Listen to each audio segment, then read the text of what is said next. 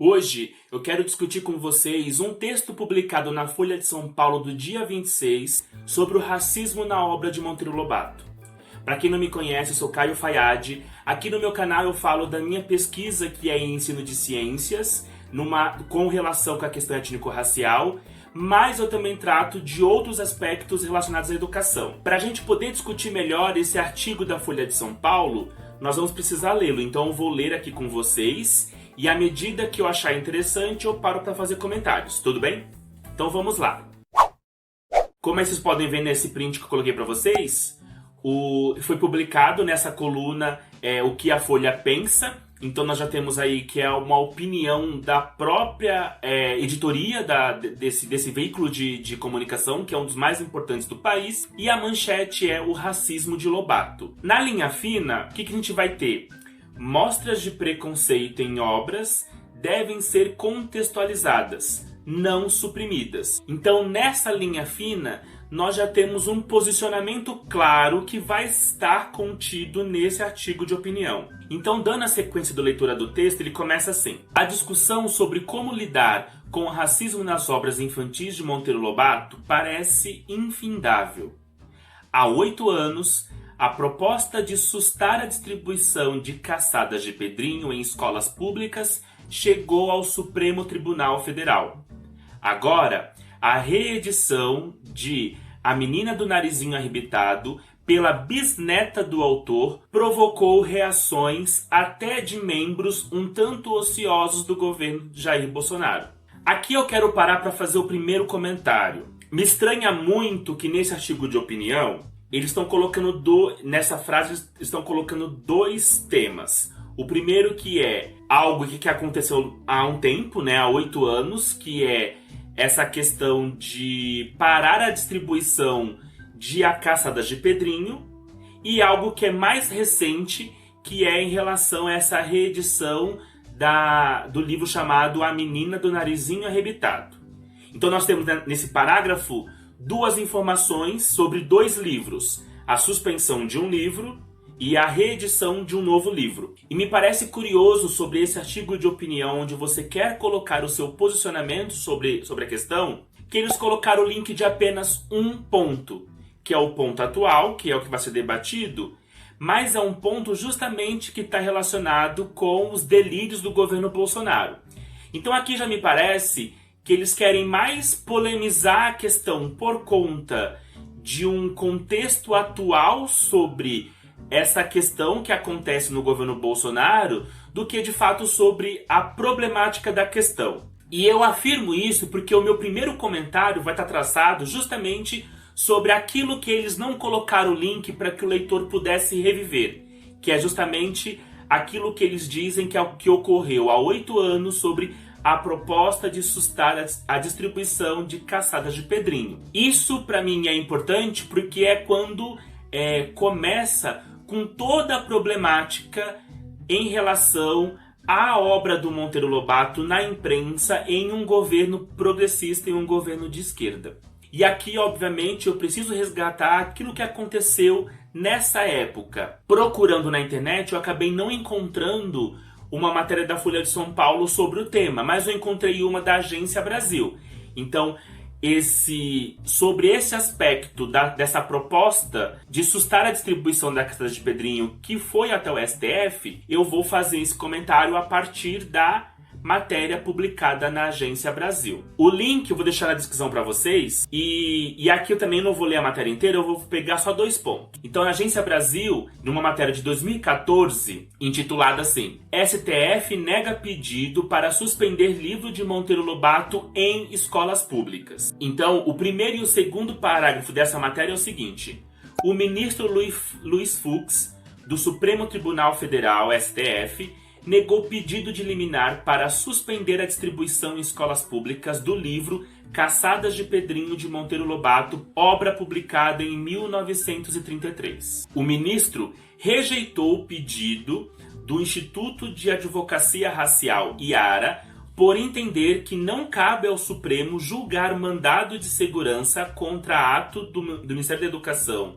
O Instituto alegou que a publicação apresenta conteúdo racista. E aí essa matéria de 2014 ela vai dizer que todo esse imbróglio começa em 2010. E a matéria da Agência do Brasil coloca assim: em 2010, o Conselho Nacional de Educação, CNE, determinou que a obra Caçadas de Pedrinho não fosse mais distribuída às escolas públicas por considerar que ela realmente apresentava conteúdo racista. Como tudo começa em 2010, começa com esse Conselho Nacional de Educação fazendo esse tipo de ação, então é preciso que a gente também vá para 2010 para verificar o que aconteceu, né? Então eu coloquei aí para vocês aí na tela o parecer CNE CCB número 15/2010, que olha o assunto: orientações para que a Secretaria de Educação do Distrito Federal se abstenha de utilizar material que não se coadune com as políticas públicas para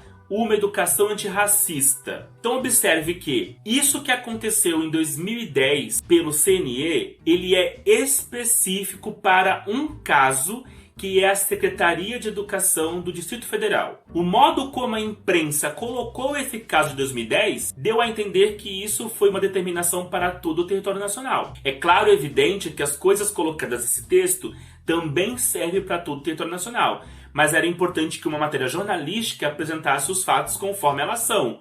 O assunto desse parecer, ele é específico para a Secretaria de Educação do Distrito Federal. E isso tem um motivo, que está dentro do próprio documento do CNE, que é um documento curto de 7 páginas, que vocês podem entender o porquê que isso chegou nessa determinação. O parecer, ele é dividido em 2 partes. O primeiro ponto é o relatório e o segundo ponto é o voto da relatoria. Na parte do relatório, ele vai ser subdividido em 2 itens. O primeiro deles é o histórico e o segundo é a análise. Então tudo começa lá em 2010, quando um pesquisador do campo da educação das relações étnico-raciais, ele entra com um processo dentro do Conselho Nacional de Educação a partir da Secretaria de Políticas de Promoção de Igualdade Racial.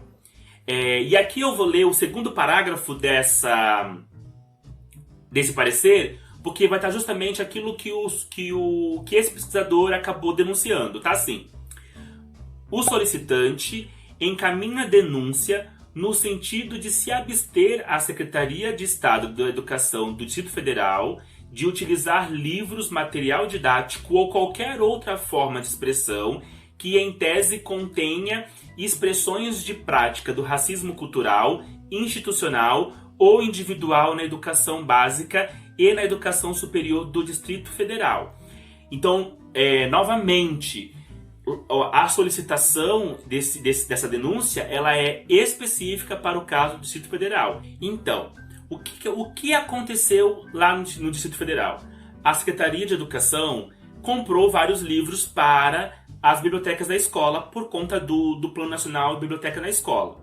O que aconteceu? Uma das obras adquiridas foi a Caçadas de Pedrinho, de uma editora específica. Essa editora, ela tomou como base uma edição antiga e fez uma revisão desse livro. Então, o livro que foi comprado no Distrito Federal era uma edição revisada. E aí vai estar no texto que ela é revisada tanto do ponto de vista ortográfico, de acordo com a nova norma de ortografia, mas é também uma obra contextualizada. No caso, eu vou ler para vocês uma das notas que aparece no livro que está aqui nesse parecer. Caçadas de Pedrinho teve origem no livro A Caçada da Onça, escrito em 1924 por Monteiro Lobato. Mais tarde, resolveu ampliar a história, que chegou às livrarias em 1933 com um novo nome.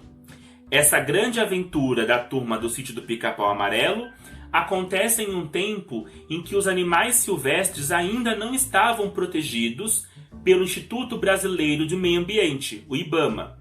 Nem a onça era uma espécie ameaçada de extinção como nos dias de hoje. Então, essas notas, ela serve justamente para fazer com que esse leitor coloque em contexto aquilo que ele está lendo, né? Se naquela época que foi construído a obra, em 1924, podia-se caçar onça, hoje já não pode mais, porque é um animal em extinção e também tem uma agência que é o IBAMA, que protege o meio ambiente. Então as notas existem.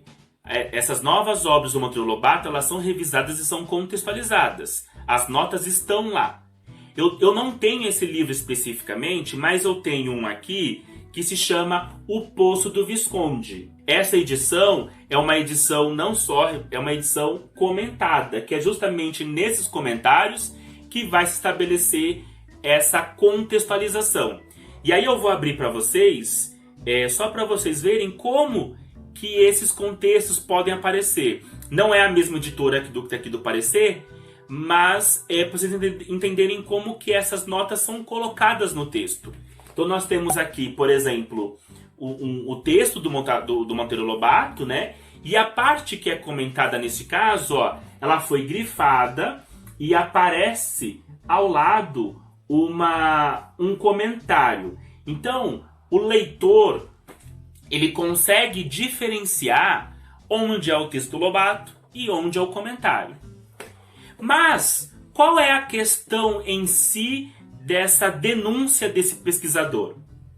É justamente porque a obra foi comentada, ela foi revisada ortograficamente, ela foi contextualizada a partir dos aspectos do meio ambiente, porém, a questão racial não foi feito nenhum tipo de comentário. E o argumento que o pesquisador coloca é o seguinte: no Brasil já existem leis educacionais antirracistas. Se a obra que foi comprada ela não tem nem os comentários de modo que não se compactue com os estereótipos racistas, por que essa obra foi comprada? Ou seja, se nós temos leis antirracistas que têm como a ideia modificar essa percepção que nós temos de negros e indígenas, por que o governo do Distrito Federal comprou uma obra que não tem essa contextualização? Ou seja, o argumento ele é muito claro. A obra do Monteiro Lobato faz nota-se de tudo, mas não vai fazer a nota da questão racial. Esse livro, por exemplo, O Poço do Visconde, que é um livro que trata da questão do petróleo, então vai ter aspectos de química e de geologia, tem um monte de comentários, tanto de questões quantitativas, sobre a questão do tanto de petróleo que tem no Brasil, ou do modo de como se faz a extração do petróleo hoje, do modo como se entende hoje as questões de geologia, mas não tem comentários em relação às questões estereotipadas sobre a personagem Tia Anastácia. Porque imagina a lógica. O poder público promulga e promove, incentiva a ideias antirracistas, mas também o poder público compra uma edição de um livro que, ao invés de ir no mesmo sentido das determinações legais que existem na atual legislação brasileira, ele vai justamente na contramão. Então é essa ideia que não faz muito sentido o poder público ao mesmo tempo ser antirracista e, por outro lado, comprar livros que não apresentam notas antirracistas que deveriam ter nessa obra, que o parecer fala. Então você tem, como falei para vocês, o parecer tem um relatório que é o histórico e a análise.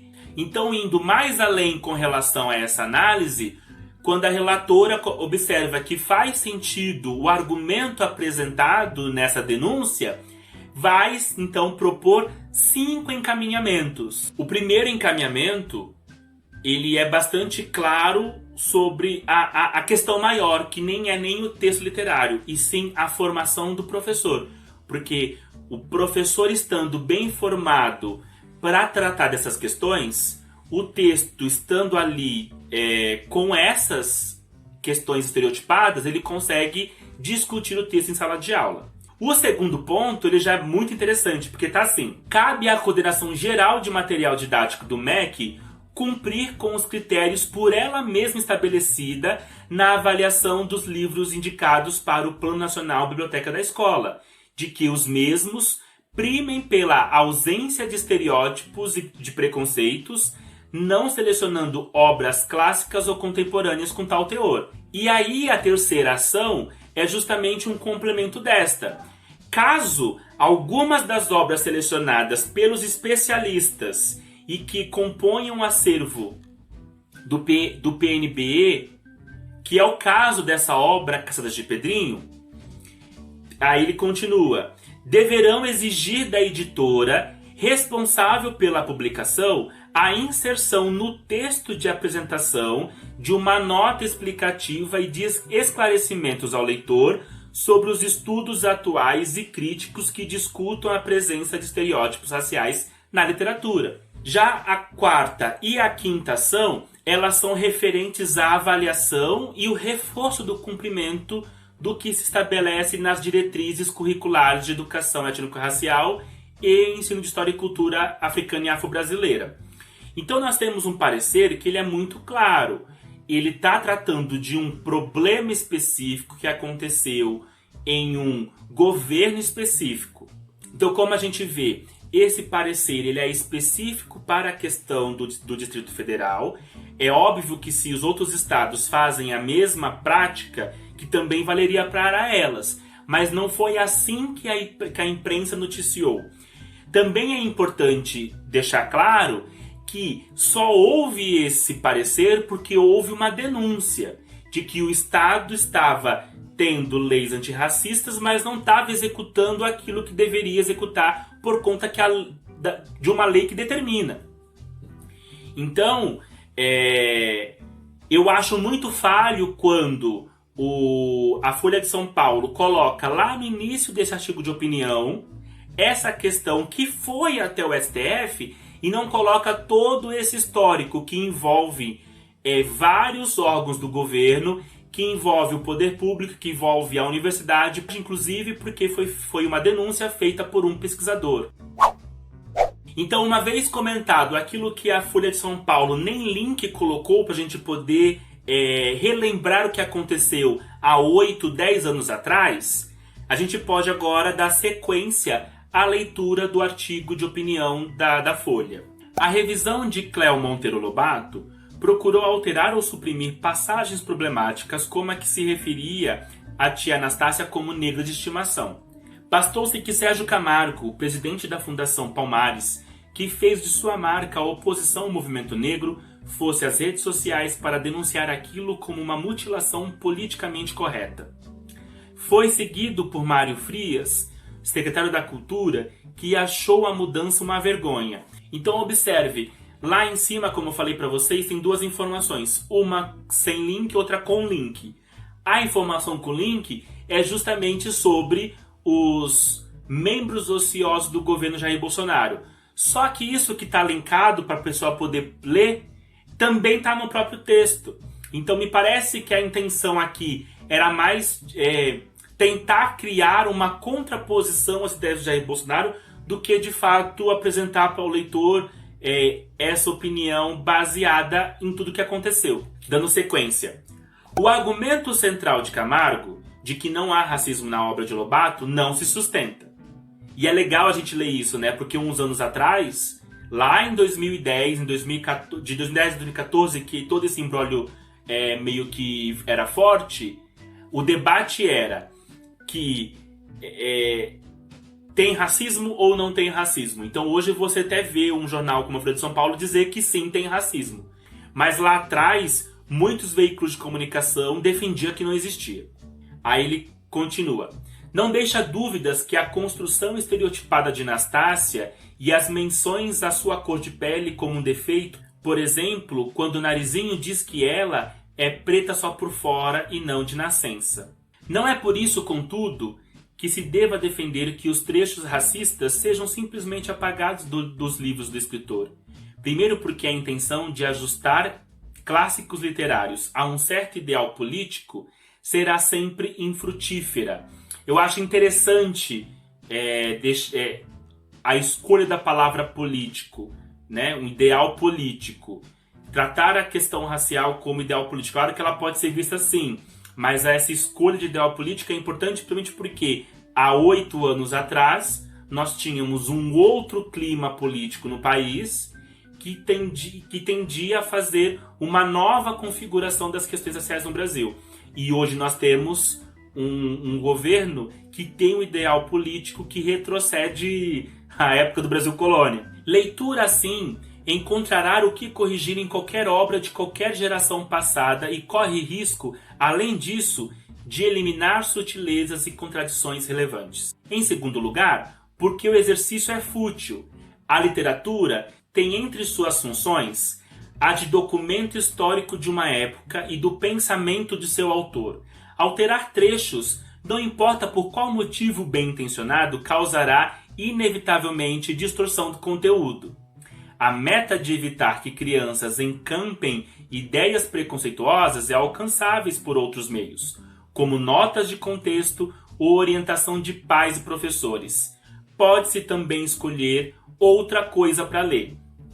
Aqui é o ponto que eu fiz questão de retomar lá a questão do CNE, que foi que levou para o STF, porque ali já dizia isso. Lembra que eu falei para vocês que a terceira reação era: caso os textos que tenham passagem racista sejam presentes, que tem que ter a devida contextualização.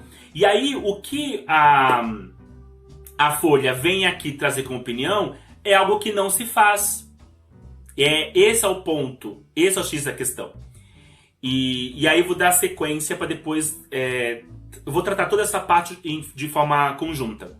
Em canais de streaming, tem se tornado mais comum a adoção de avisos que alertam para a cultura desatualizada, antecipando que o filme mostrará práticas ou discursos discriminatórios, o que suscita debate sobre certa infantilização do espectador. Ora, se uma obra reflete uma sensibilidade ultrapassada, é natural que seja logo esquecida. E se outras qualidades impedirem essa obsolescência, seus problemas continuarão sob escrutínio saudável do debate público. Eu fico nervoso com esse tipo de colocação, porque a opinião do jornal, ela desconsidera algo que é central na obra do Monteiro Lobato. Qual é o ponto? Uma obra de literatura, ela tem um público. E a obra do Monteiro Lobato, ela é uma obra infanto-juvenil. Então ela coloca assim, né, que tem uma alerta para a cultura desatualizada, como se fosse algo que infantilizasse o espectador. O que ele coloca isso? Ele está comparando obras feitas para o público adulto com obras feitas para o público infantil. Na verdade, acho que nem comparação ele está fazendo. Ele está colocando tudo dentro do mesmo balaio. Então, esse aqui, ao meu ver, é um ponto central que mostra o quanto que essa opinião ela é cheia de problemas, que é não considerar o público. E ao não considerar o público, vai fazer essas menções, por exemplo, aqui. A literatura tem outras funções, a de um documento histórico de uma época. Pense em você quando você era criança ou pense nas crianças atualmente. Será que elas estão interessadas em ler uma obra do Monteiro Lobato pensando que essa obra é um documento histórico de 1930? Entende? É claro que para um adulto, para uma pessoa que é um pesquisador de literatura, essa questão vai ser bem marcada. Mas para uma criança, ela não tem essa percepção. Ela quer muito mais, a criança, né, se divertir com a leitura. Se esse livro de literatura para crianças e pré-adolescentes não forem centradas no divertimento, as crianças não vão ler.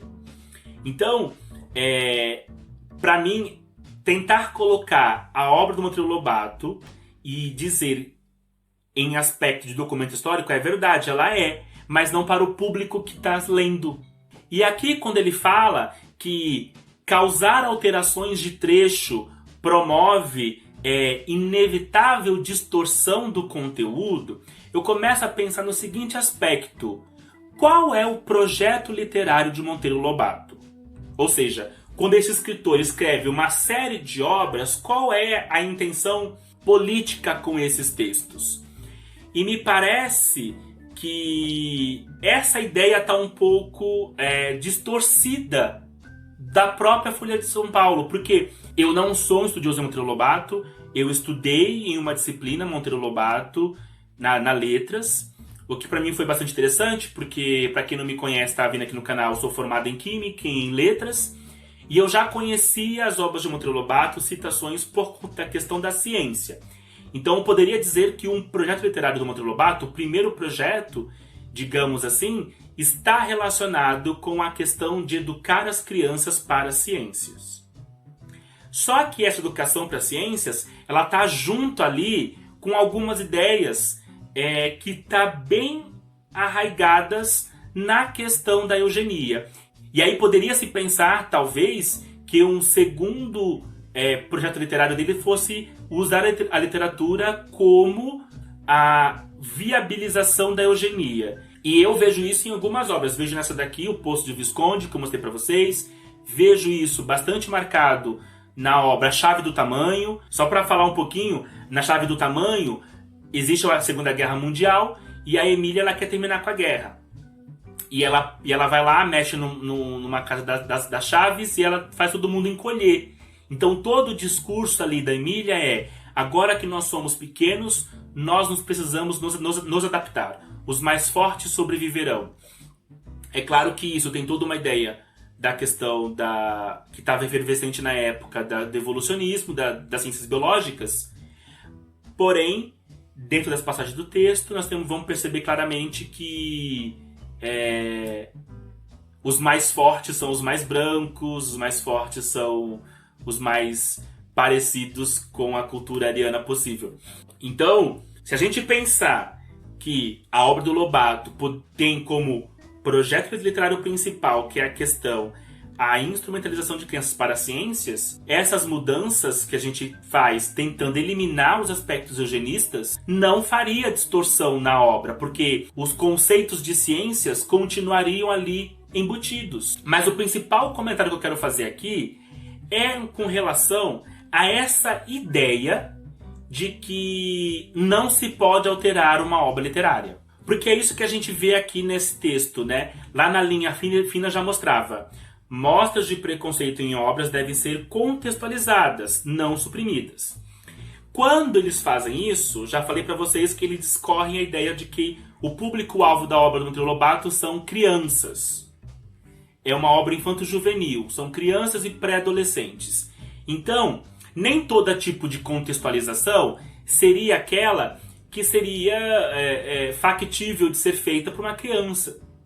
E essa questão de não suprimir passagens racistas é outro ponto que marca como que o escritor desse texto, que a Folha de São Paulo não entende nada de literatura infanto-juvenil. Porque, primeiro, já marcou no texto que a literatura é um documento histórico. É verdade, mas não é com essa intenção que crianças lêem um livro. O segundo ponto, que eu já mostrei para vocês, é que contextualizações não é simples de se fazer para uma criança. Para a criança está lendo um enredo, ela vai parar para ler a contextualização. Então esse é um outro ponto que eles fazem essa defesa sem pensar no público-alvo da própria obra. E o terceiro ponto é essa ideia de que não pode suprimir. E aqui eu vou contar para vocês um caso meu particular.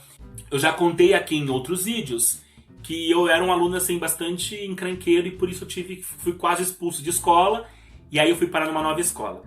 Então quando eu mudei de escola, eu peguei um novo contexto de educacional, novos professores, e eu tive um professor de história que ele ficou muito bravo porque os alunos não conheciam uma certa palavra. E ele fez a gente ler literatura. Eu já lia literatura nos livros didáticos, que geralmente eram textos curtos. Eu nunca tinha lido um texto maior, um livro maior. Então o professor foi lá na biblioteca, pegou vários livros e falou: cada um vai pegar um e vai ler. O primeiro livro que eu li foi As Viagens de Marco Polo. Eu lembro bem por conta de todo esse contexto do professor, mudança de escola, expulsão, estava com medo de ser expulso de novo, aquelas coisas todas. E o segundo livro que eu li, também nesse mesmo contexto do professor trazer e fazer a gente ler, foi Os Miseráveis. O livro que eu li dos Miseráveis, eu vou colocar para vocês, obviamente que esse que vai estar aí na tela, não foi a edição que eu li, mas era similar, porque era uma edição para crianças, para adolescentes. E eu adorei esse livro. Tanto que é muito interessante que hoje eu pensando sobre essa obra, eu gosto muito de obras que pautam questões sociais. E isso já veio desde a primeira obra que eu li, que foi Viagem de Marco Polo, e segundo, e muito mais forte, né, Os Miseráveis do Victor Hugo. E, pra mim, olha como a criança é, né? Pra mim, aquela obra ali tinha como início, meio, fim, eu gostava muito dos personagens, achava ali uma denúncia, né? Achava aquilo bastante interessante, um aluno da periferia. Até que um dia, eu já adulto, eu passei numa livraria e eu vi isso daqui. Que eu vou mostrar pra vocês. Eu vi um box dos Miseráveis. Olha que interessante. Vou até abrir pra vocês aqui.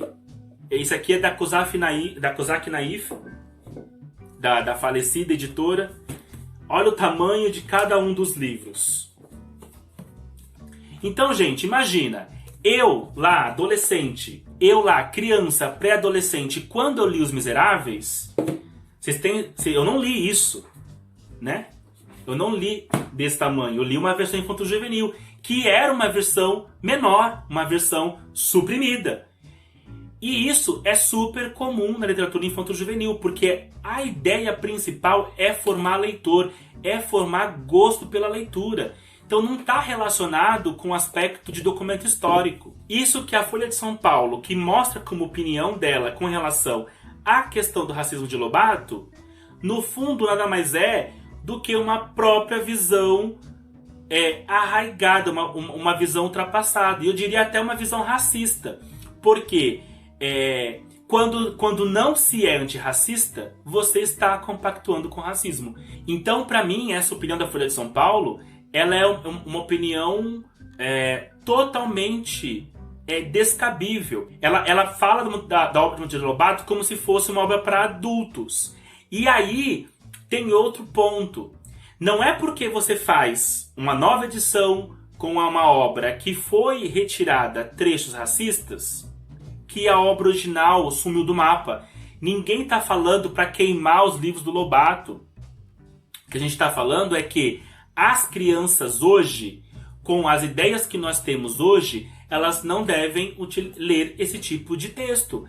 Agora, os adultos, os pesquisadores da área, quando forem pesquisar a obra de Lobato, é evidente que eles não vão recorrer a esses livros, eles vão recorrer aos originais. Porque nós temos áreas na letras, na literatura, na filologia, que faz esse tipo de trabalho. Então, essa visão, para mim, da Folha de São Paulo, ela é uma visão racista. Porque quando você não é de fato antirracista, quando você não defende medidas antirracistas, você está compactuando com racismo. Eu fiquei indo e voltando nos argumentos, eu peço desculpas para vocês, mas é que é um tema que me estressa bastante, porque toda vez que fala-se de Monteiro Lobato, sempre vem essas pessoas falsamente progressistas querer dizer, olha, que é possível resolver a questão, mas não mexe no meu Lobato, no meu rei Lobato. E é engraçado, viu, gente, aqui eu vou abrir o coração para vocês. Eu só fui ler uma obra do Monteiro Lobato, de fato, durante a minha graduação em letras, quando eu já tinha mais de 25 anos, depois de um mestrado. Porque a gente não lê a obra do Monteiro Lobato mais. E existe toda uma defesa sobre a questão dessas obras que eu não entendo por quê. A gente assiste, a gente conhece as histórias de Lobato principalmente pelas séries que foi feita na Globo, TV Cultura. E essas séries já foram modificadas, já foram alteradas. E aí, o grande espanto, eu falo isso com espanto porque quando eu li A Chave do Tamanho, eu fiquei horrorizado de ver a Emília como uma personagem perversa. E eu nunca tinha visto essa maldade na Emília nas obras da TV. Então, assim, as pessoas não leem Lobato, mas têm uma visão conservadora e aí querem pagar um pouco de progressista. Olha, é realmente racista, mas não dá pra fazer isso. Bem, eu acho que eu já expus toda a minha colocação, já abri a colocação pra vocês. Bem, eu acho que eu já apresentei todos os meus argumentos e a minha opinião do que eu acho desse artigo de opinião da Folha de São Paulo. Eu queria muito ver nos comentários que vocês colocassem os apontamentos de vocês. Eu queria que vocês comentassem sobre o texto em específico da Folha de São Paulo, que vai estar no link para vocês lerem. O segundo aspecto, eu queria que vocês trouxessem se vocês sabiam ou não da composição do parecer do CNE com relação à obra do Lobato. Se vocês sabiam que era algo específico para o Distrito Federal. Também quero saber nos comentários se vocês já leram uma obra do Lobato, principalmente as pessoas mais jovens, as pessoas com mais idade. A gente sabe que leu, porque era um outro tipo de ambiente educacional. E eu também queria saber se vocês concordam com as minhas colocações, né? Que a minha leitura de que o texto da Folha de São Paulo, ela desconsidera o público-alvo das obras de Lobato. Bem, uma vez pedidos os comentários, agora só me resta pedir o like, que vocês compartilhem esse vídeo com outras pessoas, é muito interessante para mim o compartilhamento. Desejo muito fazer que esse canal de discussão sobre educação aqui cresça. E eu também gostaria que vocês me seguissem nas redes sociais. Aí na descrição eu vou deixar todos os links para vocês ir lá me seguir no Instagram, no Twitter e no Facebook. Nos vemos no próximo vídeo. Um abraço do Caio Fayad.